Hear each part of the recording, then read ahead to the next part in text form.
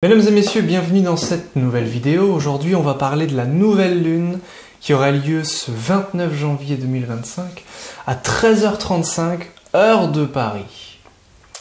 Alors, cette nouvelle lune aura lieu dans le signe du Verseau, qui est un signe d'air, le signe régi par Saturne aérien ici.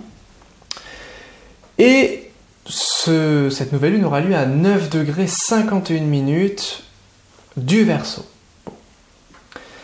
Alors, a priori, cette nouvelle lune est une nouvelle lune assez sympathique. Alors attention, assez sympathique, si je dis ça, il faut évidemment parler en toute relativité, puisque il peut arriver plein de choses. Mais si je compare aux autres lunaisons qu'on a faites l'année dernière, c'est une nouvelle lune, somme toute, plutôt bénéfique, légère, épanouie, aérienne, fluide. Voilà, c'est quelque chose au niveau énergie, au niveau de la symbolique, de l'énergie, qui fait du bien, quand même. Parfois, je vous apporte des mauvaises nouvelles, c'est vrai, mais pas toujours, la preuve. Puisqu'ici, alors on va quand même parler de trois choses, hein. Mais ici, on a cette nouvelle lune à 9 Verseaux, et cette nouvelle lune est au contact tantôt de Mercure à 2 Verseaux, donc il y a une conjonction assez large, c'est vrai, mais une conjonction tout de même, avec Mercure qui est une planète qui s'épanouit particulièrement bien dans le signe du Verseau, si bien que certains astrologues modernes ont même dit qu'il était exalté, attention, en Verseau.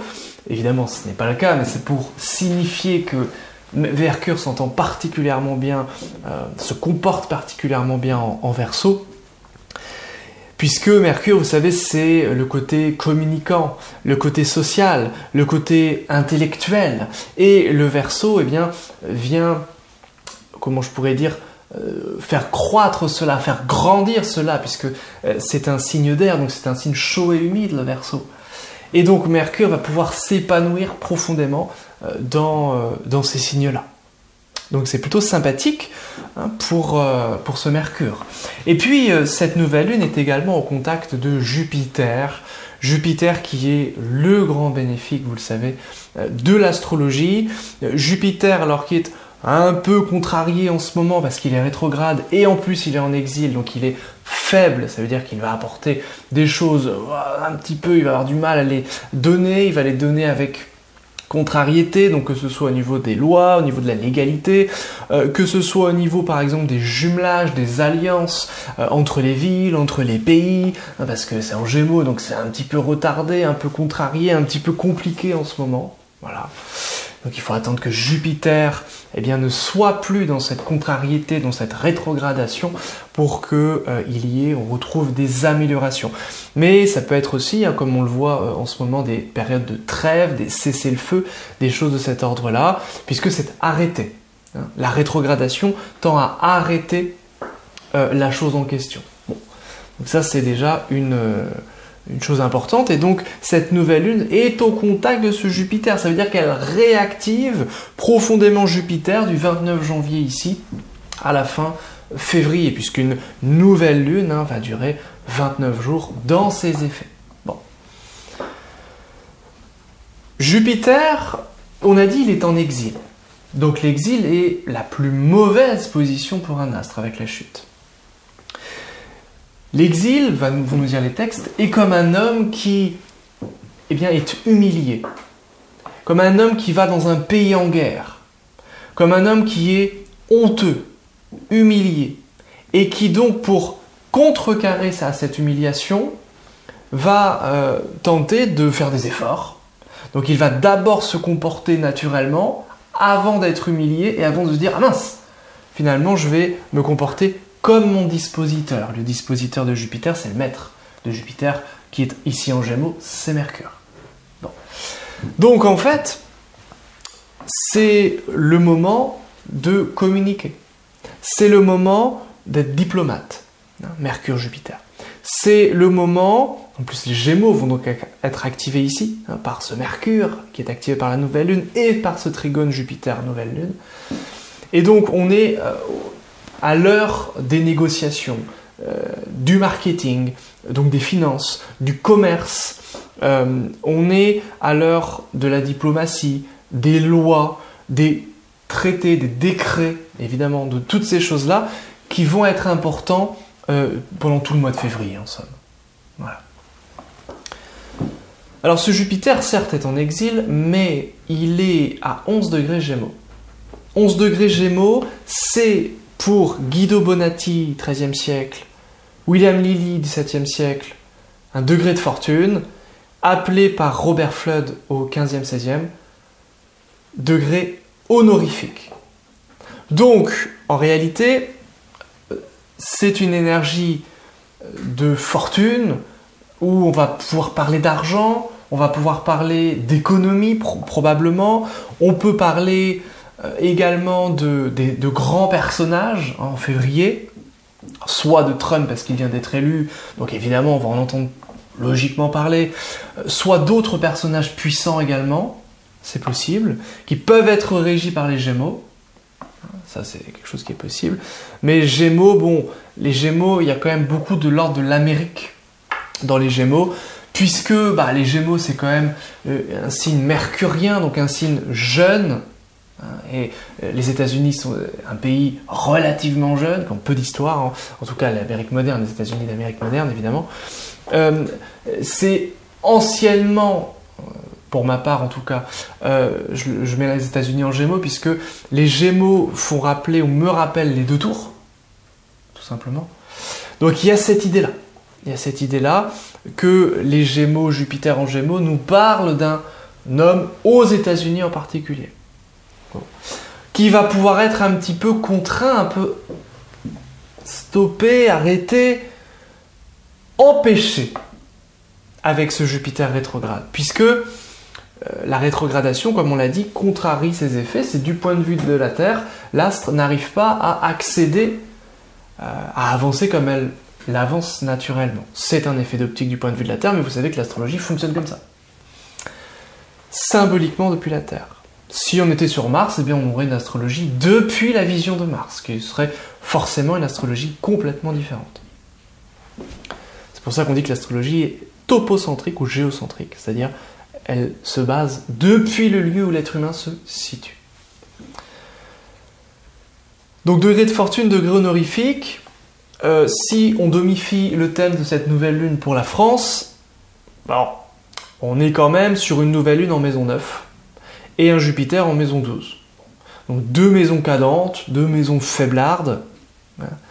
Et Jupiter, qui certes est dans un degré honorifique, un degré de fortune, mais qui est quand même rétrograde et qui est quand même en maison 12. Bon.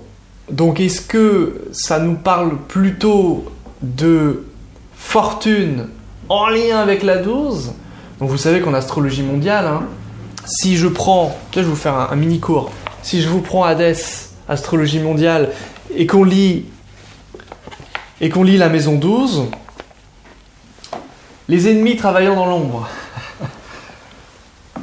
les inimitiés non déclarées, l'espionnage, les complots, les asiles, les hôpitaux, les prisons, les sectes, les sociétés secrètes, la criminalité, les contaminations, par exemple le sang. Voilà ce que nous dit Hadès. Alors je voulais pas en arriver là, mais n'oublions pas que c'est un degré de fortune, donc est-ce qu'il n'y aurait pas davantage d'argent tiré des choses cachées, c'est-à-dire tiré de la délinquance, tiré du trafic de drogue. Alors on est dans le signe des Gémeaux, les Gémeaux c'est régi par Mercure, c'est les trafics, c'est comme ça. Et Mercure est quand même conjoint à nouvelle lune, voilà, en Verseau, donc ça circule bien, ça circule très très bien même, et notamment dans la maison 9, donc ça circule à l'étranger, particulièrement, ou depuis des étrangers, par des étrangers si vous préférez. Donc on a ça qui est complètement activé, symboliquement très fort ici en France. Bon.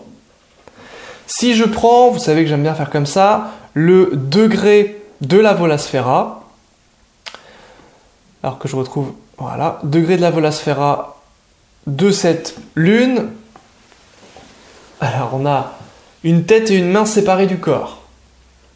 Une tête et une main séparées du corps. Donc il y a un problème de coordination, il y a un problème de cohérence avec cette nouvelle lune. Donc on va pouvoir agir différemment de ce qu'on disait. Ou on va faire des choses qui sont pas du tout en accord avec ce qu'on a dit. On pense à nos dirigeants. Donc en fait on est dans la traîtrise, dans le mensonge, qui sont de l'ordre de la maison 12. Ou par exemple en France, si on centre cela sur la France. Bon, bah voilà, déjà, on a des petites choses. Alors, chose assez intéressante, je n'utilise pas les degrés Sabian dans ma pratique quotidienne, parce qu'on ne peut pas tout utiliser.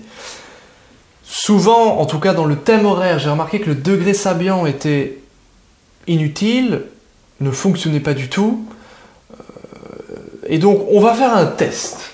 On va faire un test pour cette astrologie mondiale. Pourquoi ? On va faire un test, parce que cet ascendant tombe à 20 degrés Gémeaux.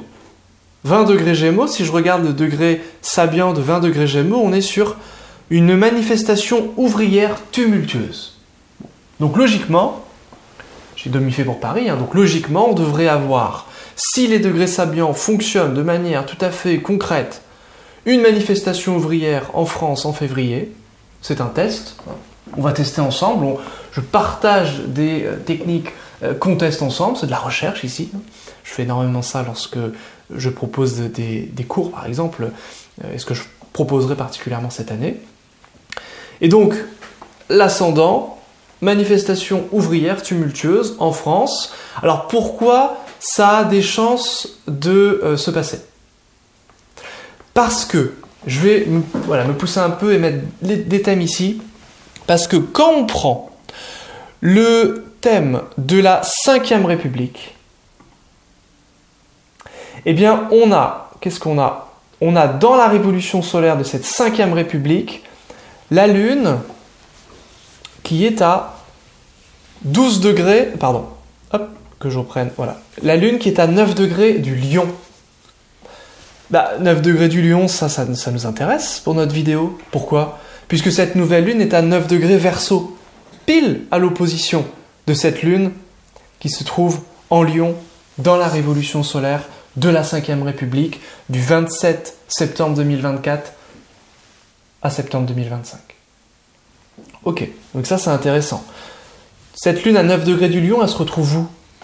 En maison 6. La maison 6, je vais reprendre Hadès pour m'aider un peu dans cette astrologie mondiale. Les ouvriers, le prolétariat, voilà. Les questions de santé. On va dire que c'est les choses les plus importantes. Ça peut être aussi nous parler d'épidémies, restrictions, armées, etc. Mais les choses les plus importantes restent le monde ouvrier. Surtout, je suppose, quand il y a la Lune dedans, puisque la Lune renseigne quand même sur le peuple.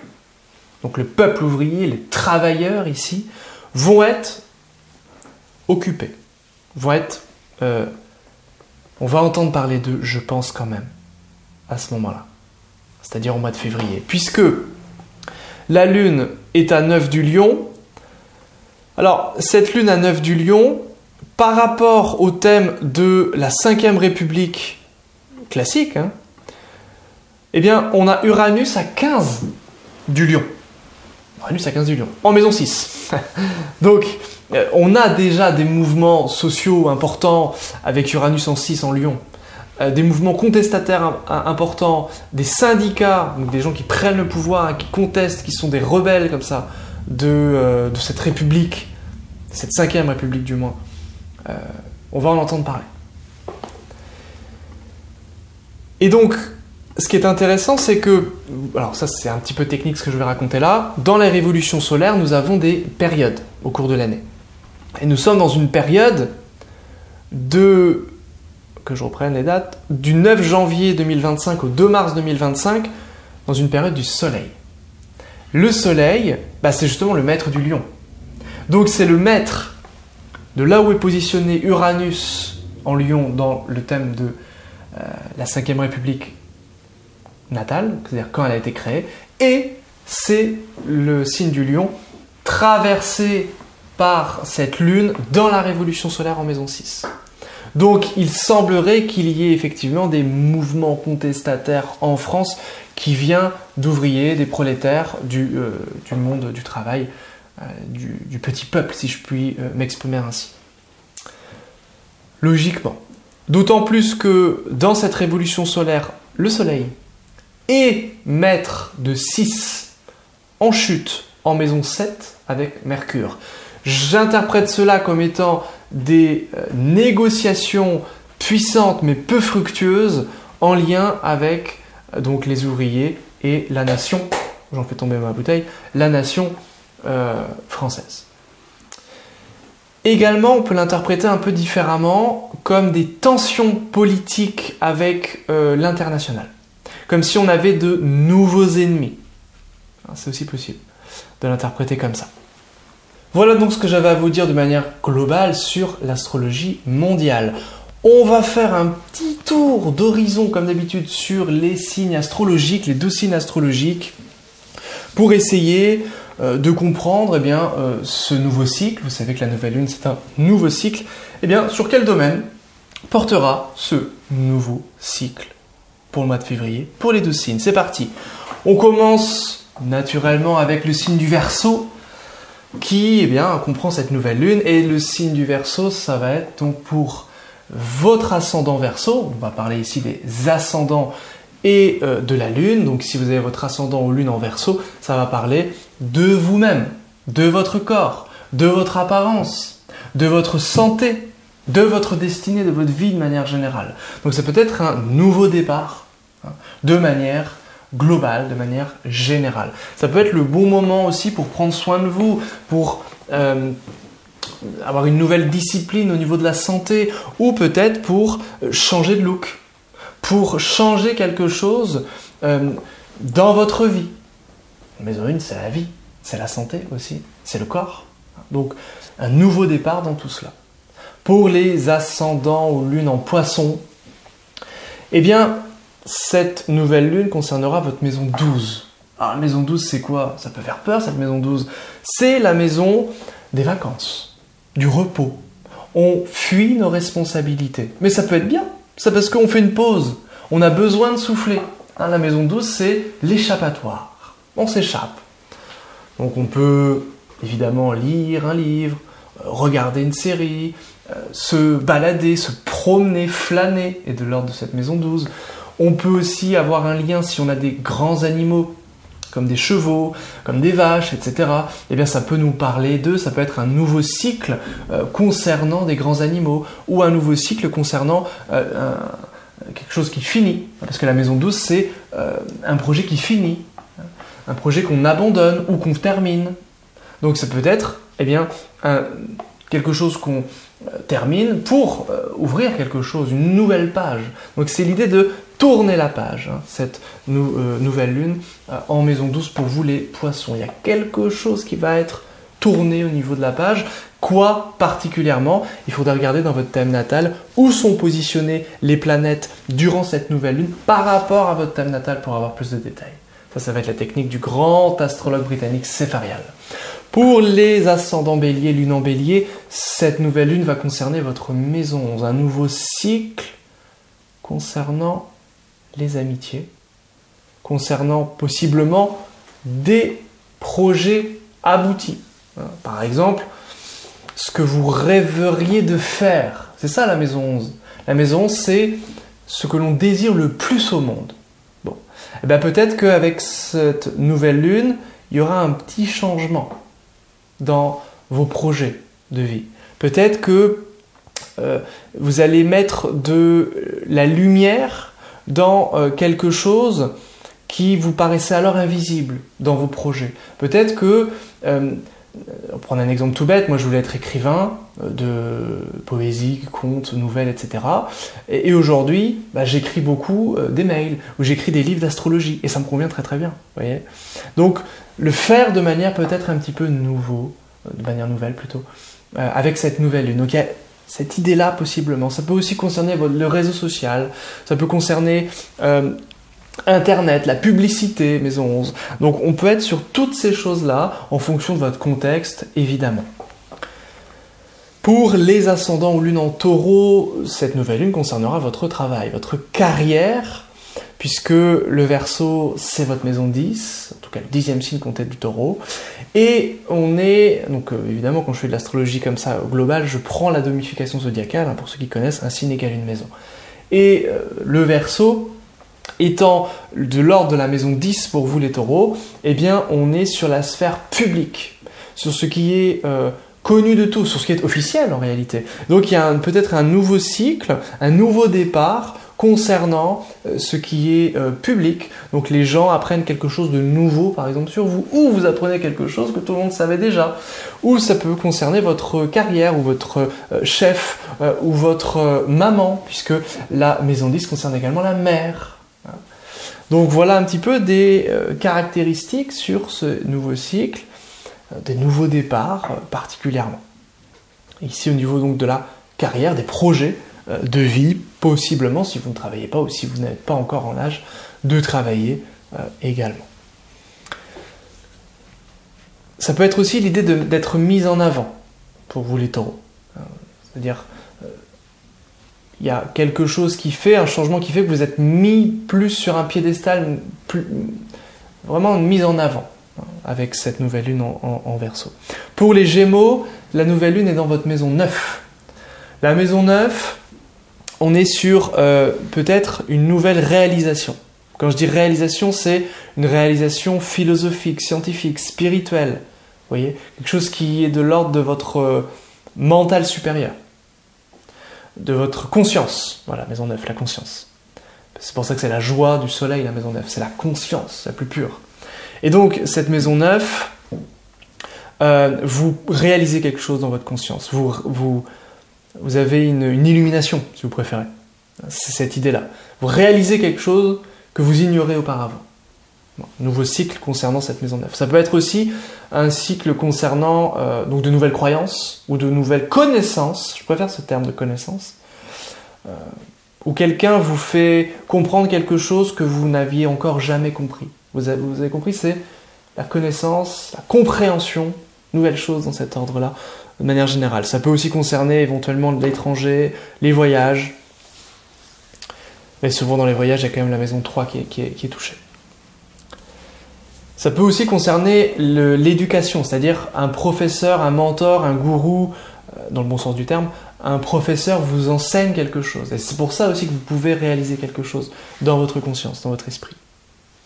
Ça peut être je m'abandonne à une nouvelle école. Je ne dis pas ça parce que je sors bientôt de nouveaux programmes. Ou un nouveau cursus. Je vous en parlerai d'ailleurs prochainement. Mais c'est cette symbolique-là. C'est cette symbolique-là. Pour les ascendants ou lunes en cancer, eh bien, les Verseaux vont concerner votre maison 8. Alors la maison 8, c'est l'introspection, c'est ce qui est occulte, c'est ce qui est caché. Ça peut concerner des choses en lien avec les impôts, le fisc, les fraudes. Ça peut être en lien avec l'argent du conjoint, donc un nouveau cycle possiblement là-dedans. Un nouveau cycle dans cette introspection, dans peut-être des blessures. La maison 8 peut être aussi la recherche. Si vous avez l'âme d'un chercheur, comme c'est mon cas, ça peut mettre en évidence de nouvelles recherches. Vous pouvez tomber amoureux d'un sujet et faire votre enquête sur ce nouveau sujet. Par exemple, si vous investiguez, si vous êtes un enquêteur comme ça, un détective, de l'âme, par exemple, ou même sur un plan concret, sur un plan très concret, ça peut fonctionner. Ça peut être le moment où vous avez paumé quelque chose et vous recherchez un objet tout à fait concret dans le monde matériel. C'est possible aussi, cette maison 8 peut signifier ça. De manière générale, on est plutôt sur ce qui est caché, donc aussi sur le domaine de l'invisible. Et ici, en Verseau, on est quand même sur ce domaine de l'énergétique, ou de l'électricité, avec le Verseau quand même. Donc, tout ce qui est en lien avec le prana, le chi, l'énergie vitale, le magnétisme, etc., peut être tout à fait bienvenu au cours de ce mois de février. Donc 29 janvier jusqu'à fin février. Pour les ascendants Lion ou lune en Lion, eh bien ça va concerner votre maison 7. La maison 7, c'est le couple, l'amour, la relation en tant que telle. Donc ce peut être des relations, voilà, comme je l'ai indiqué, donc des relations amoureuses. Mais c'est pas que les relations amoureuses. Ça peut être aussi les ennemis. Ça peut être aussi, alors là comme il y a Mercure, hein, c'est beaucoup de diplomatie. On essaie de distinguer des choses, de discerner. Hein, il y a une forme de discernement, hein, malgré cette nouvelle lune qui est donc une lune tout à fait noire. Mais c'est peut-être discerner de nouvelles choses.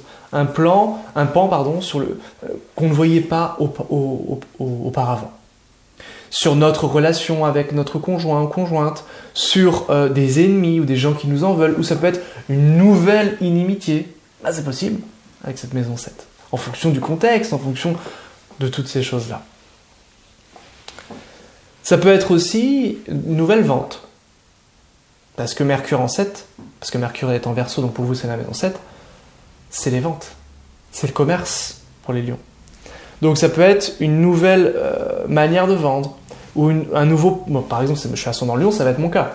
Ce mois-ci, je m'en fais exprès d'ailleurs, ce mois-ci, je vais lancer un nouveau projet, un nouvel abonnement sur des cours collectifs, des recherches astrologiques, etc., etc.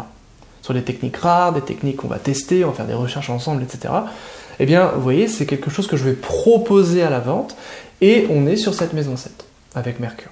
Donc c'est quelque chose de cohérent, ce que je dis en ce moment. Pour les vierges, donc ascendant vierge et non vierge, eh bien cette nouvelle lune en Verseau concernera votre maison 6. Donc ça peut concerner des ouvriers, enfin des employés plutôt, des femmes de ménage, des gens qui gardent vos enfants, des gens qui travaillent pour vous, le jardinier, ou voilà, des choses de cet ordre-là, évidemment, si vous en avez. Si vous êtes patron, ça peut concerner aussi vos employés, de manière générale, donc si vous avez une entreprise. Sinon, ça peut concerner eh bien, la santé.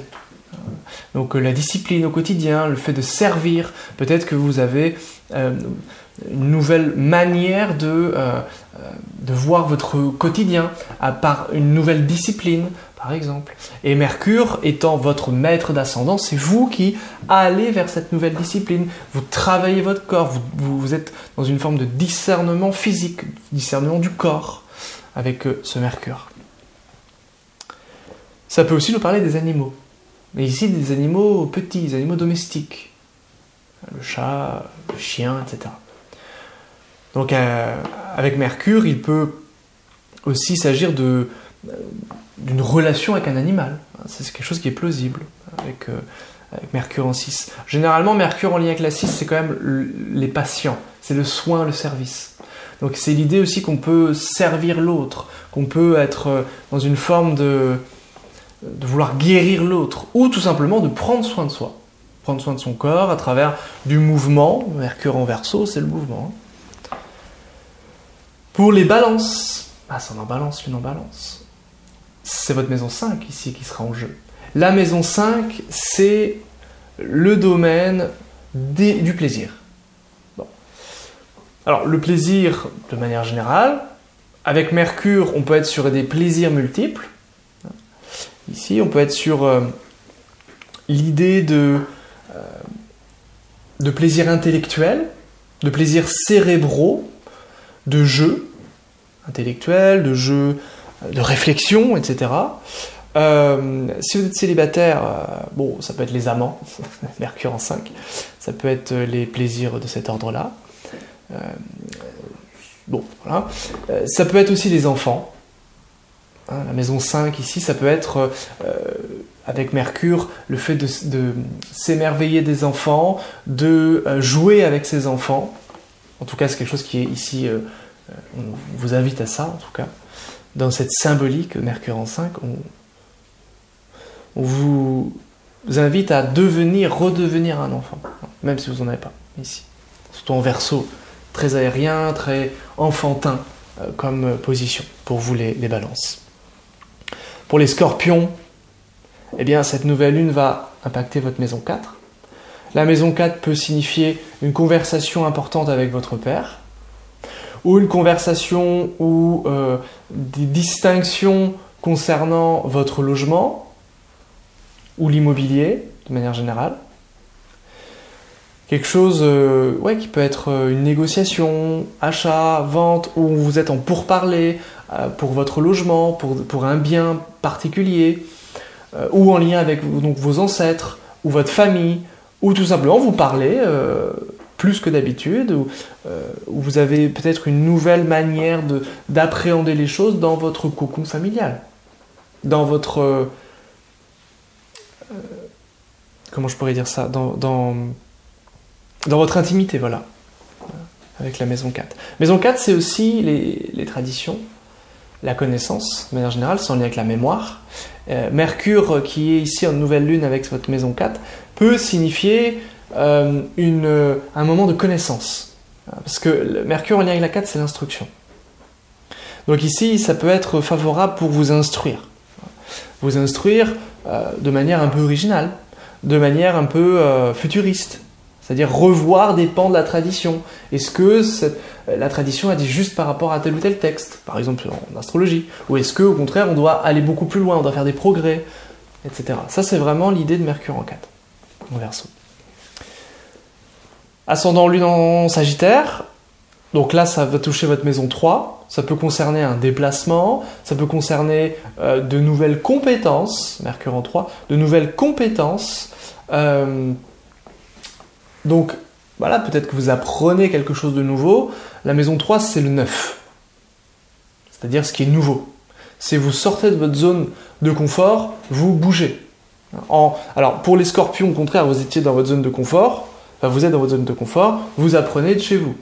Tranquille. Instruction, tranquille. Les livres, etc. Pour les sagittaires, au contraire, alors ça peut être aussi apprendre à travers les livres, mais les livres qu'on emporte avec soi parce qu'on n'est pas chez soi. Donc ça, c'est assez intéressant, c'est l'idée de faire quelque chose de neuf, de nouveau, ou d'apprendre une nouvelle compétence, ou de communiquer avec ses proches, ses voisins, sa fratrie, d'apprendre quelque chose sur ses frères et sœurs, d'apprendre quelque chose sur son voisin, peut-être un nouveau voisin en fonction du contexte, etc. Et enfin, pour les ascendants Capricorne, Lune en Capricorne, eh bien, cette nouvelle lune va concerner votre maison 2. Donc la maison 2, on est sur, avec Mercure, le domaine de la parole.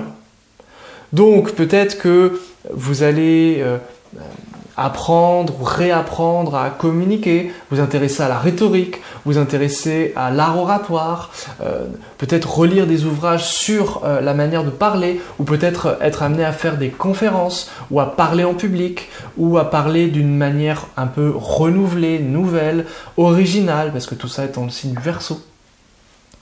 Ça peut, si c'est pas forcément ça, ça peut être une manière de gérer les finances, une manière de gérer, de redéfinir votre gestion financière, de peut-être jouer un peu aussi avec vos finances. Ça peut être des dépenses en fonction de votre thème, mais ça peut être aussi comment je peux gagner davantage d'argent. Avec Mercure, qui est quand même une planète de la ruse, une planète qui rebondit facilement, une planète qui s'adapte facilement, surtout quand elle est dans le signe d'air. Qui aime jouer comme ça, c'est vraiment cette symbolique du jeu. Donc on a deux planètes, Mercure, Jupiter, qui sont deux planètes sociales, deux planètes du jeu, deux planètes du bonheur, de la plaisanterie, qui sont quand même activées, qui sont quand même en lien avec cette nouvelle lune.